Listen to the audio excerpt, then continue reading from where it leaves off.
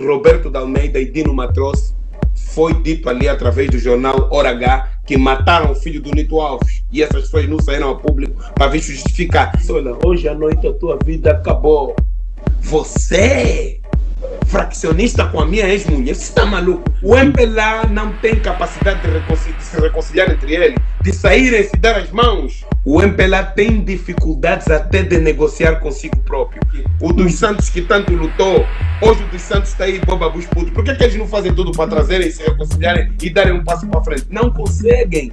Nos mostram que conseguem. Agora mandam o povo por causa da situação do coronavírus, porque estamos mesmo a mandar chupar os rebuçados. Ninguém quer chupar os seus rebuçados. Queremos a solução. Chica, dê-me só um minuto para rir. Desculpa lá. Meu Deus. Ai, ué, Mwangolé, Mwangola. Hoje é dia 27 de maio de 2020.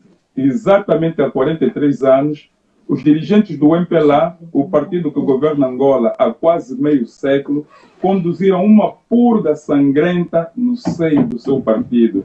Mas a purga não consistiu apenas no afastamento de membros do partido, foi uma purga sangrenta. Milhares e milhares de angolanos do MPLA e não só foram cruelmente assassinados. Há quem chega mesmo a dizer que foram 80 mil pessoas mortas pelos dirigentes do MPLA. Outros milhares foram encarcerados em condições altamente desumanas e ainda outros muitos silenciados de forma um tanto quanto perpétua e discriminados.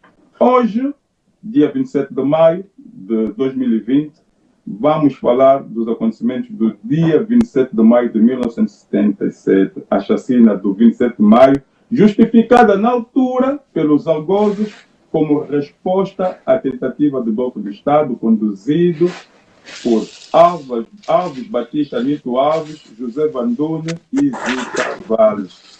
E para entendermos melhor um pouco sobre este episódio cinzento da história do MPLA, e é claro, da história da Angola, eu vou conversar com Gica Tetemba, porque Gica Tetemba é uma pessoa que tem alguma coisa a acrescentar, tem alguma coisa a nos elucidar em relação ao 27 de maio. Gica, muito obrigado pelo convite.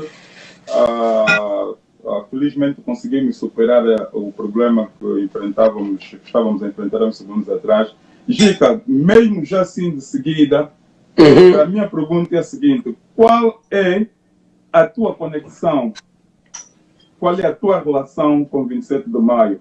És apenas um angolano curioso na matéria, um angolano que se interessa pelos factos históricos da sua terra, ou além disso tem uma certa particularidade, ou seja, tem um outro aspecto da sua vida que te faz ligar-se ao 27 de maio, ao ponto de dedicar tanto tempo da tua vida, mas não um tempo exagerado, tanto tempo da tua vida a falar, a investigar e a discutir sobre o 27 de maio. Exato, mano. Então, em primeiro lugar, queria aproveitar a oportunidade para cumprimentar os manos e as manas e os nossos cotas também que estão aí do outro lado a ouvirem essa nossa conversa. Prontos, hoje estamos a fazer 43 anos desde aquilo que foi os horríveis massacres do 27 de maio de 1977. Portanto, o meu pai e a minha mãe faz parte da geração que entrou nas matas para lutar pela libertação. Portanto, o meu pai era instrutor militar e a minha mãe era militar, fazia parte do batalhão feminino da 9ª Brigada, mas que da altura do acontecimento já estava em casa, porque eu tinha acabado de nascer. Portanto, a minha relação sanguínea é esta: o meu pai ficou preso no 27 de maio e daí então tenho também o meu tio que já é falecido, mas não faleceu nessa data, Mano João Agostinho, também ficou preso na cadeia de São Paulo devido a essa situação do 27 de maio. E o que me leva a ficar esses anos todos a falar, a trazer do 27 de maio, é que dentro daquilo que eu estudei, que eu vou investigando, que eu vou lendo, tive próximo de pessoas como a Lara Ponço, que nós conhecemos, e eu achei que hoje em dia, na vida da humanidade, quando se está a falar da Primeira e da Segunda Guerra Mundial, e das coisas horríveis que aconteceram no Ruanda, está-se a falar daquilo numa situação de se criar consenso para que as pessoas se perdoem, mas conhecendo a sua história, como diz o outro. Esquecer, perdoar sim, mas esquecer nunca. Até porque Marcos Garvey também já nos disse que uma árvore sem raiz, uma coisa assim, eu não estou a me esclarecer bem. Epa, nós não conhecemos a nossa história. Um povo que não conhece a sua história é como uma árvore sem raiz. Sim. Exatamente. Então, daí, essa é a intenção de eu falar do 27 de maio, não no sentido de querer rancor e dizer que também tem que se atirar nos outros, não. Para que haja mesmo harmonia. Mas os algozes, os assassinos, muitas dessas pessoas, infelizmente, sentem-se inconfortáveis, sentem-se desconfortáveis com esse tipo de situação e quando se toca no 27 de maio é um problema sério. Gica, com base naquilo que tem sido a tua experiência, digo experiência no que concerne as investigações históricas, eu sei que tu tens muitos livros, ainda dias estiveste a partilhar comigo alguns artigos altamente importantes, livros sobre o 27 de maio que eu tenho cá, com exceção dos da Lara Afonso, os demais todos foi você que me aconselhou a comprar. Daquilo que tem sido as tuas investigações, esta aqui é a pergunta, posso assim dizer, a pergunta de $1 milhão, porque não se pode ver na consequência sem ver a causa, é importante ver a causa. Daquilo que é as tuas análises, o que esteve exatamente na origem do 27 de maio? Como é possível que pessoas da mesma família política matariam-se daquela forma? Como é possível que um povo que não diria 500 anos, porque há aqui nós não podemos dizer exatamente que fomos colonizados durante 500 anos, mas como é que um povo que lutou séculos e séculos para se tornar independente, um partido que aparecia como o partido do povo, representante do povo, em menos de 2 anos de independência, os dirigentes conduzem uma assassina daquela magnitude no seu próprio seio. Como é possível isso? O que esteve na origem deste massacre? Massacre dentro da própria família do MPLA, ou seja, o MPLA matar o MPLA. Exatamente, Massangola Vuns. Então, o MPLA, como partido, o MPLA dentro do seu partido já tinha várias dissidências, já tinha vários problemas entre os seus militantes lá dentro. Por isso é que o historiador João Michel Mabeco, no seu livro O MPLA perante a si próprio, ele começa a fazer os seus estudos desde 1960 até 1977, 77 mesmo, para combinar com o evento do 27 de maio, que aconteceu 18 meses depois de uma independência e muitos anos que essa juventude que morreu ali no 27 de maio estava a lutar para a independência. Portanto, muito daquilo que foi o combinado, muito daquilo que eram os objetivos que estavam a ser protagonizados para se alcançar, não se estava a alcançar. Então, dentro do MPLA havia também problemas de posições ideológicas. Tinha uns que eram maioístas e tinha outros que, nesse caso do comandante Nito Alves, que era uma posição muito diferente com relação àquilo que era do secretário-geral.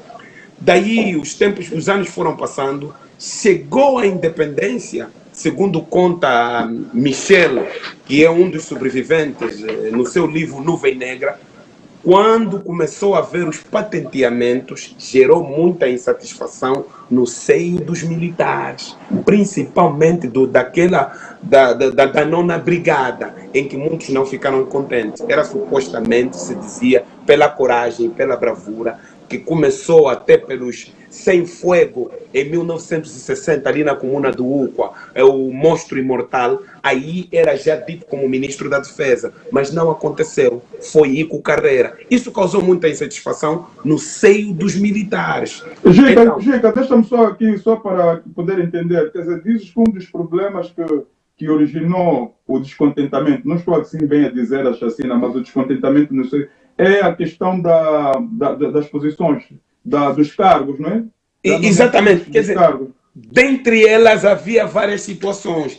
Essa situação do patenteamento, do reconhecimento das pessoas que mais se esforçaram, mais se esbateram. Não queremos aqui dizer que o Ico Carreira não fez nada, mas Monstro Imortal, pelo aquilo que ele passou, todo mundo estava convicto que Monstro Imortal, pela motivação da juventude, seria o ministro da Defesa. Não foi. Isso gerou uma das situações. A outra situação que gerou é que também, no seio do MPLA, havia pessoas já naquele tempo que mesmo antes da independência já tinham comportamentos de corrupção, comportamentos de egoísmo, comportamento de desvio, e muitos desses eram do lado daqueles que eles chamavam os mais intelectuais, que estavam em Brazzaville.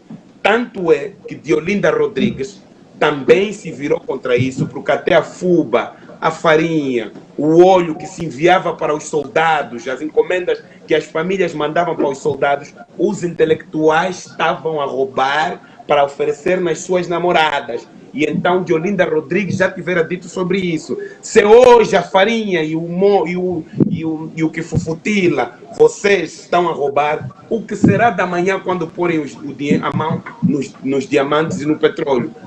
Então foram prosseguindo Massangola Vuns. Então, quando chega depois da independência, essas práticas continuaram. Tanto é que havia dinheiro que os portugueses deixaram de algumas empresas. Esses mesmos estavam a se apoderar disso, estavam a comprar casas, estavam a fazer coisa que não podiam. Então aí começou a haver uma briga, começou a gerar insatisfações. Mas também temos que dizer que tinham muitas dissidências dentro do partido MPLA. E essa dissidência toda, como conclusão, foi essa violência bruta que dizimou, então, muita gente que esteve presente na luta de libertação de Angola. Gica, tu estavas aqui a explicar da situação de alguns dirigentes no seio do MPLA naquela altura, que já estavam envolvidos em práticas, quer dizer, um tanto quanto, quer dizer, não nobres, não é? Práticas, quer dizer, que iam contrariamente com aquilo que eram os propósitos, quer dizer, que eram os princípios que nortearam a luta dos militares do MPLA, não é? Que, quer dizer, era combater, trazer a independência ao país, fazer de Angola uma terra, não é? Próspera, quer dizer, libertar exatamente os angolanos. Mas tu consegues aí dizer, há nomes, consegue-se dizer, por exemplo, alguns nomes de militares ou de dirigentes do MPLA que estavam envolvidos nessas práticas, pode-se assim dizer, práticas de corrupção já naquela altura?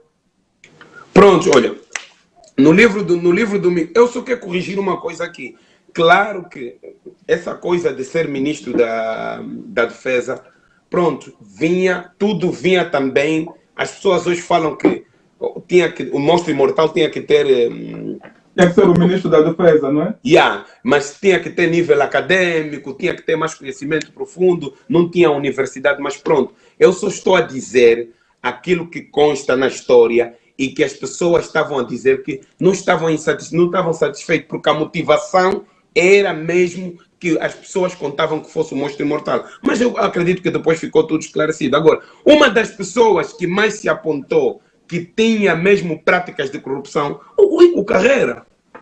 O Ico Carreira, isso está no livro de Michel, Nuvem Negra. O Michel explica essa situação muito à vontade. É um best-seller, é um clássico, que ele até disse vai voltar a reeditar de novo. O Michel fala sobre isso. Fala sobre a situação. A Dalila Cabrito, no livro Purga em Angola, fala também desses comportamentos de corrupção no seio do partido MPLA naquela fase. Já existia. Está entendendo?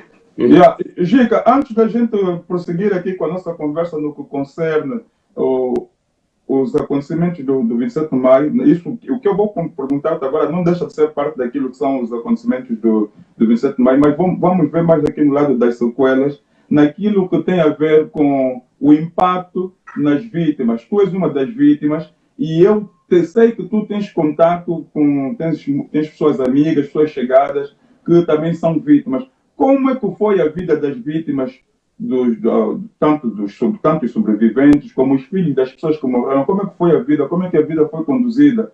Como é que eram encarados na sociedade? Como é que era a inserção social dessas pessoas? Foi dado oportunidades de fazerem as suas vidas normalmente, de alcançarem os seus objetivos? foram segregados, foram desprezados. O que é que aconteceu exatamente com as vítimas e suas famílias, com as vítimas e os sobreviventes, ou os filhos das vítimas e os sobreviventes do 27 de maio? Portanto, se tivesse que falar, por exemplo, do teu caso, eu vou reformular a pergunta, mas depois podes desenvolver até essa parte. Quando é que tu percebeste que eras vítima do 27 de maio? Que a tua vida estava ligada àquilo, tinhas algo de ti ligado aos acontecimentos do 27 de maio? A partir de quando é que tu começaste a saber? Eu fiquei a saber muito tarde, como eu, muita gente ficou a saber muito tarde, e há quem só ficou a saber ainda ontem. Então, pronto. A minha mãe, consoante o tempo, foi conversando comigo e a gente foi falando, e a minha mãe foi me explicando como é que foi, como é que o meu pai ficou preso na cadeia de São Paulo, como é que tudo aconteceu.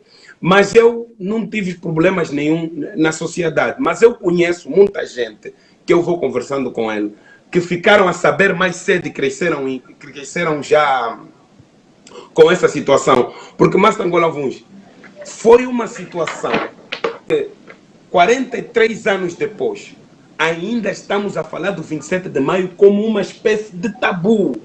Independentemente do presidente da República, aqui temos que dizer, dar parabéns ao seu presidente da República por, entre aspas, criar uma situação para que as pessoas então hoje consigam falar, negar e aceitar ou não aceitar as situações que está a ser posto. Havia muita gente, Mastangola Vuns, que vivia com o nome trocado, não sabia que o nome dele verdadeiro é esse.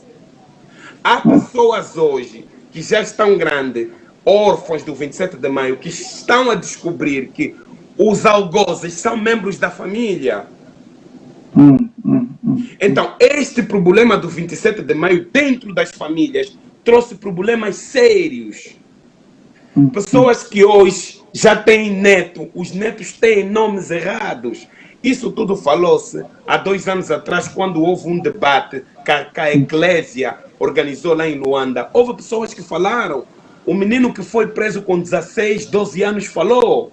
O José Júlio da Fundação 27 de Maio, que vive em Portugal, também falou dessas situações. O mais velho Makuta Kondo tem dito sempre isso sobre a situação de perdão e do sofrimento dos órfãos. Claro que é uma situação muito constrangedora você não ter aqui o teu pai para poder te acompanhar, para poder te dar os próximos passos na vida. Então, isso condicionou a vida de muita gente e até hoje reflete na vida das pessoas. Gica, o que tu disseste há bocadinho que conversaste com a tua mãe já com o andar do tempo, depois de muitos anos, que abriu-se contigo e explicou-te exatamente qual era a relação que, nesse caso dela, do teu pai, e que, é claro, também você com 27 de maio, mas a tua mãe alguma vez chegou a dizer por que só abriu-se contigo assim tão tarde? Porque eu faço essa pergunta porque eu conversei há tempos com alguém, também filho de pais que foram mortos no 27 de maio, que a família fez tudo e mais alguma coisa de ocultar essa verdade a ele. Mas eu não quero ser aqui quem aqui não diria expert, mas essa conversa é mais sobre aquilo que o Gica tem investigado, aquilo que é a conexão do Gica. E o que tem, Gica, o que é que faz com que muitos pais, muitos familiares ocultaram essa verdade nos seus filhos? Por que se ocultou essa verdade durante muito tempo? Então, Mastangola Vuns, devido à violência do povo 27 de maio, foi muito violento. Muitos desses são sobreviventes de uma guerra de luta de libertação contra a administração colonial portuguesa. Regressaram em casa, eram heróis, do dia para a noite se tornaram inimigos. E então as famílias tinham que proteger-se. Tá vendo? Então, isso causou problemas. As famílias tinham que fugir. Eu percebo a situação da minha mãe, porque eu sei que é um assunto tabu. O 27 de maio foi um assunto tabu. Sendo tabu, as pessoas tinham que ocultar, não podiam dizer, não podiam falar sobre a ligação desse assunto, não podiam contar nada, porque era uma situação tabu. E nós, que conhecemos a geração do medo no nosso país, daí passamos a perceber. É por isso que às vezes as pessoas dizem assim, vocês fazem manifestação aí na Inglaterra ou vocês têm muita coragem de dar uma cara? Não. Antes de nós darmos a cara, temos que perceber também o medo que os outros têm. Não é fácil. Foi uma coisa que alimentou durante muito tempo. Foi um medo. O medo, né? Sim, exatamente. Então as pessoas não conseguiam vir para se abrir publicamente. Era difícil falar que está envolvido Com nisso. receio a represálias? Com receio a represálias? Obviamente, o MPLA está aí para dizer isso. Até na manifestação de 11 de março, se eu não estou em erro, de 2011, quando os manos, os revus, estavam prontos para sair aí em Luanda, lá em Luanda, o próprio ex-secretário do MPLA, na altura, agora que é o governador de Benguela, ele próprio disse, Rui Falcão disse, vocês já sabem como é que nós somos. Se lembram da repreensão do 27 de maio só. Mas Angola foi muito pesado, e o que a gente lê e o que a gente conversa com as pessoas, daí entendemos também essa razão das famílias quererem proteger os seus para não ficarem de novo magoados, lesados, porque quando vemos miúdos a serem abatidos nos quintais, naquele repórter que o Rafael Marques escreveu, O Campo da Morte, traz sentimento a muitos bisavós e avós que viram os seus netos que foram lutar para a luta de libertação a serem mortos assim. Eu tenho amigas aqui na Inglaterra que a memória que tem do tio mais velho é o tio a ser arrastado de casa para fora. Então, é uma situação que deixou grandes marcas e as pessoas preferiram não falar. As pessoas é compreensível. Né? Para protegerem-se, optaram por fecharem. Exatamente. Uhum. Chica, só mesmo aqui, talvez seja a última pergunta, só para entender um pouco a tua relação com 27 de maio. Gica, tu disseste, quando no início da nossa conversa, disseste que a tua mãe era da 9ª Brigada. Uhum. Daquilo que são as minhas investigações, daquilo que eu vou lendo, vou pesquisando, a 9ª Brigada foi a que mais, quer dizer, praticamente a maior parte das vítimas do 27 de maio pertenceram à 9ª Brigada. Se eu estiver errado, tu depois me corriges, não é? Sim, a maior parte dos militares. Foi o batalhão mais lesado. Mais lesado. Agora, a pergunta que eu coloco, Gica, como é que a tua mãe safou-se? Como é que a tua mãe não, e graças a Deus, mas como é que a tua mãe conseguiu evitar, ou sim, como é que ela escapou de ser mais uma vítima mortal, ou pelo menos uma vítima das que ficaram encarceradas por muito tempo? O que é que ela fez para que não tivesse o mesmo destino que o teu pai e outras pessoas?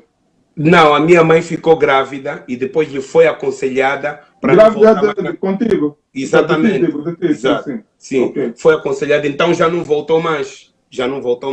Aí ela já estava fora dos serviços militares.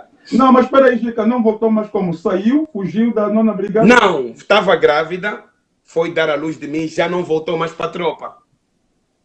Mas não escondeu-se, não, porque eu sei não, tiveram que ter precauções porque estavam a mandar chamar. Quando se deu a situação da intentona, estavam a mandar chamar. Então as pessoas tiveram que se precaver, se esconder, deixar de ser avistar com certas pessoas, estar num sítio protegido. Aí isso acontece, porque não se sabe, numa investigação pode vir o nome e a pessoa não sabe o que pode acontecer. Daí a minha mãe já não voltou mais a ser militar até hoje.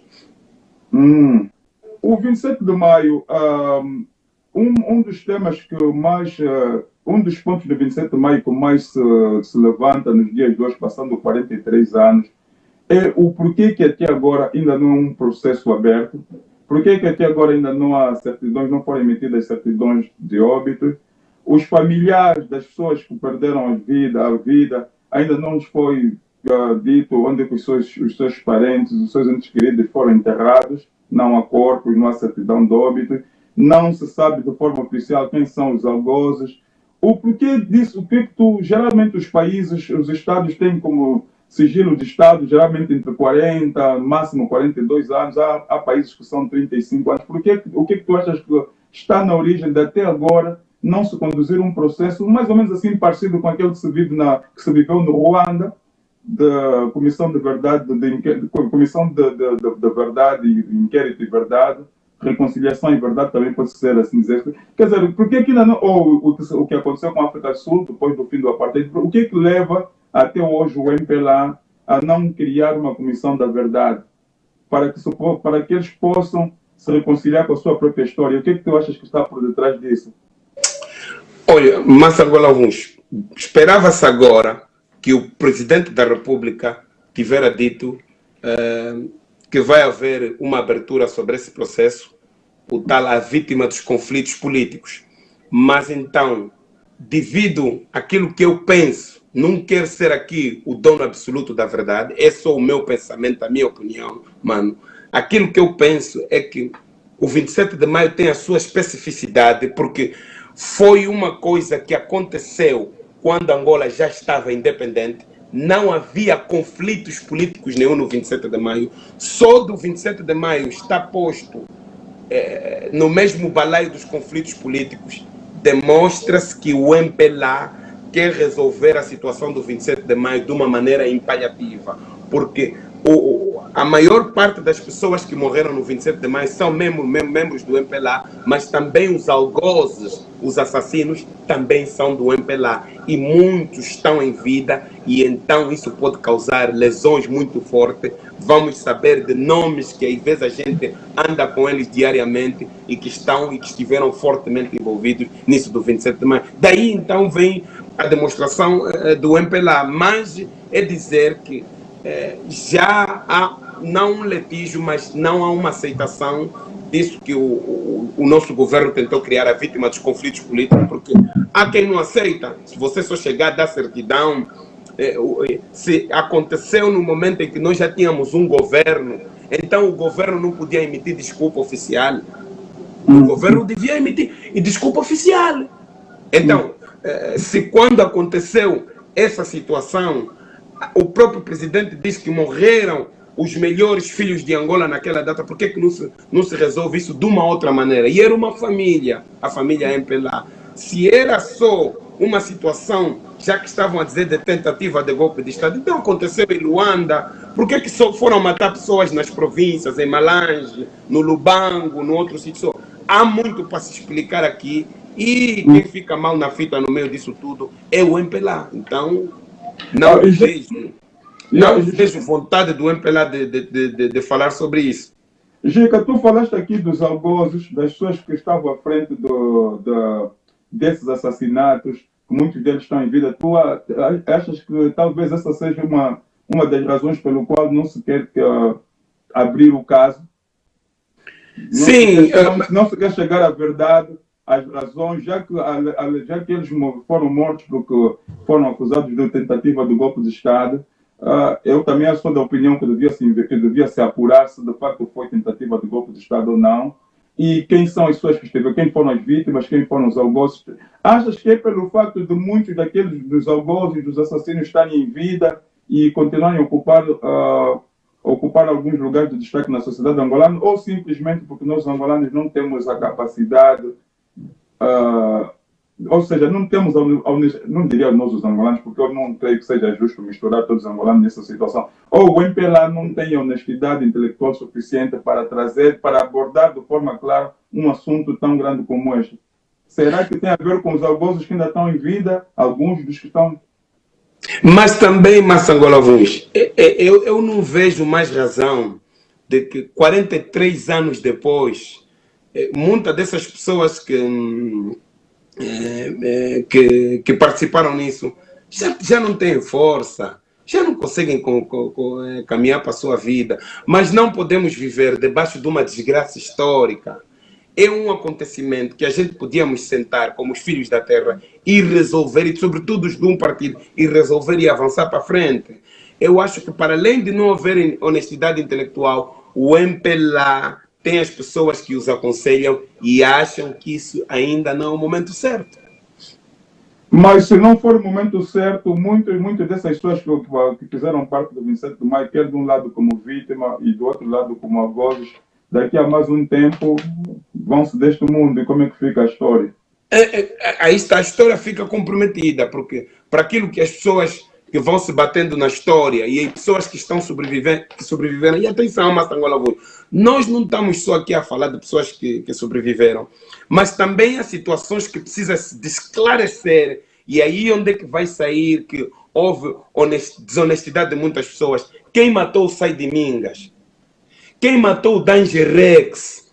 Porque há pessoas, daquilo que a gente vai lendo e se apercebe no fundo da história, mataram os outros até para eles fazerem de culpados. E afinal de contas está aí o José Júlio, que eram miúdos, está aí o próprio o Michel e muitas mais outras pessoas que esses não foram mortos pelos que eles chamaram os fraccionistas, porque daquilo que eu me apercebi e pude concluir, o 27 de maio foi uma tentativa de mudar o percurso de corrupção e de desonestidade que o país estava a seguir. E isso estava a causar insatisfação dentro das estruturas do partido. E esta é a marca velha do MPLA, a marca mais velha do MPLA é lidar com a corrupção. Gica, quem foram os maiores instigadores do 27 de maio, da chacina do 27 de maio? Pronto, mas Angola Vuns, nós sabíamos que o país tinha um governo e o líder do governo é o líder da República. Tanto é que quando foi confrontado com a situação, foi ele que destituiu a instituição que estava à frente das matanças do 27 de maio, a DISA. Prontos, a DISA tinha as pessoas que eram os seus colaboradores. Mas estás a te referir como líder, estás a te referir com Agostinho Neto? O presidente Agostinho Neto. O presidente Agostinho Neto. Depois tinha o Ico Carreira. E antes do Ico Carreira tinha o Lúcio Lara, que é muito pouco citado. Aquilo que os outros dizem, o poder dentro do poder. O Lúcio Lara, o poder dentro do poder. Exato, tinha o Onambwe, tinha o Dunduma e tinha o Ludic Sassunda e muitos mais outros que a gente vê aí na sociedade. Gica, para os nossos irmãos que estão aí a acompanhar o live, que talvez que é para a gente elucidar um pouco mais no que concerne esse aspecto da história de Angola, esses nomes que tu citaste, consegues dizer quais são as posições que eles ocupavam na altura? Por exemplo, pronto, o Ico Carreira. Quer dizer, o Agostinho Neto já sabemos que era o presidente do país, né? Porque eu fiz a pergunta. O Ico Carreira era ministro da Defesa. Ministro da Defesa. O Lúcio Lara era secretário-geral do partido. O Onambwe era o diretor-geral da DISA. Essas são mais ou menos as posições desses três indivíduos. Mas claro que tinham muito mais. Tinham também homens do partido como o Dino Matroce, o Roberto de Almeida, muitas outras pessoas que estavam aí metidos, mais velhos do MPLA, que nós estamos a lhe chamar históricos. Gica, a outra pergunta, com base naquilo que são as tuas investigações, com base naquilo que tu vais vendo, vais ouvindo, vais conversando com vítimas, com pessoas interessadas neste capítulo da nossa história, houve de facto tentativa de golpe de Estado ou simplesmente um protesto, como tu disseste, em relação à forma como o país estava a ser conduzido? Bem, mas Angola Vuns, o 27 de maio foi uma tentativa de mudar o rumo que o país estava a viver. Mas através de um golpe de Estado? Não, através de uma manifestação. Através de uma demonstração de insatisfação. Foi dali então é que nós vemos o grande problema que o MPLA também tem. Essa é a marca velha do MPLA número 2. Lhes dar tudo o que é manifestação, o MPLA pensa que quer eles fazer mal. Tanto é que isso ficou uma matriz do MPLA e que desde nós crescemos sempre ouvimos dizer que houve tentativas de golpe de Estado. Passou a ser uma matriz para se desculpar quando estão a governar mal, estão a fazer qualquer coisa e os outros estão a lhes avisar dos erros, querem golpear. E passou a ser uma matriz do MPLA. Está a perceber? Então 27 de maio, quer dizer, foi uma manifestação, simplesmente um protesto, que depois foi conectado como uma tentativa de golpe de Estado, assim como aconteceu com a questão dos 15 mais 2. Pronto, mas Angola Vuns, os 15 mais 2 estava a ganhar esse contorno. Não, digo isso porque depois também chegou-se a certa altura a dizerem que era a tentativa que queriam dar golpe de Estado. Né, no caso. Pois, aí se justifica a matriz do 27 de maio. Tudo é golpe de Estado. Então, o que aconteceu? Já havia uma insatisfação que dentro, naquele tempo, não se chamava Assembleia Nacional, se chamava uma coisa, Assembleia do Povo, uma coisa assim, onde é que eles iam para resolver a situação.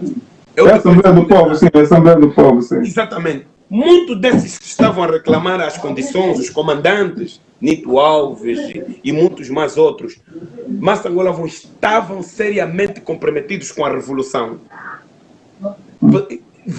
Pessoas que deram os filhos que tinham e morreram pela revolução. Então, quando começaram a haver a desonestidade, eles tinham que sair e que se impor em nome daquelas pessoas. E outra coisa, eles eram muito conhecidos e tinham muita voz no seio do povo, e isso causava desconforto a muitos altos dirigentes do MPLA. Isto é verdade. Gica, sim, não, pode continuar, Gica. E aí foi então que essa situação do 27 de maio começou. Gica, uma outra questão grande em relação ao 27 de maio é a questão dos números. Olha, Mastangola Vuns, antes de nós prosseguir, deixa só dizer uma coisa. Nós, no nosso país, temos que deixar de ser, não digo ignorantes, mas quando você... Por isso é que hoje o nosso país tem dificuldades a dar um passo. Hoje em dia, no mundo em que vivemos, nós, para além de termos livros e nos informarmos perante as nossas famílias, você não pode vir dizer que somos uns chavalos para falar do 27 de maio. Não, não é preciso ser um chavalo. É preciso ser um interessado. É preciso tirar tempo e estudar as situações. Eu sentei com a pessoa que escreveu o primeiro livro em inglês aqui, Mastangola Vuns está aqui comigo, a Lara Ponce, no nome do povo. Então eu acho que isto é um equívoco, e aqui fica demonstrado que nós, a nova geração angolana, vamos ter problemas para nos impor na nossa sociedade, porque ainda existe o espírito de ontem. Quem são esses miúdos para falar? É assim, estamos a ver esse comportamento assim. Mas vamos para frente, Mastangola. Eu acho que isso são manobras de distração. Exatamente. Está-se aqui a querer tirar do foco. Gica, conforme eu fazia, a pergunta que eu colocava, uma das outras questões que se levanta muito em relação ao 27 de maio é no que concerne aos números. Há quem diz que foram 10 mil pessoas, há quem diz que foram 30 mil pessoas, e há outros que chegam para um número muito mais alargado, de 80 mil pessoas. Daquilo que têm sido as suas investigações, qual é o número mais próximo dos 80? Estamos mais próximos aos 80, aos 30, aos 10 mil? Eu fico com os números que William Toné e Silva Mateus disseram. William Toné falou perto dos 80 mil. Mas o Silva Mateus apresenta... Quem é o Silva Mateus, Gica? Quem é o Silva Mateus? É um dos membros da Associação 27 de Maio. Que ele tem ali um vídeo em que vai dizendo que Maria Eugênia Neto um dia tem que me pedir desculpa. Sim, mas ele é um dos membros da Fundação 27 de Maio. Então, ele diz que há um determinado momento, quando eles, a Fundação, anunciam que são 80 mil, um membro do MPLA vem dizer que são só 30 mil. 30 mil é muito. Então, nós ficamos com esses 30 mil. Um próprio membro do MPLA reconhece que são 30 mil. Disse que são só 30 mil. Quando se fala, por exemplo, das mortes, não é? Nós sabemos que os que foram considerados como os líderes desta tentativa do golpe de Estado é o Nito Alves, o Alves Batista, né? Vulgo Nito Alves, José Banduni e Azir Tavares. Tens a informação de como é que estas pessoas foram mortas, ou como é que posso dizer, sobre o desaparecimento dessas pessoas? Sim, mas agora vamos.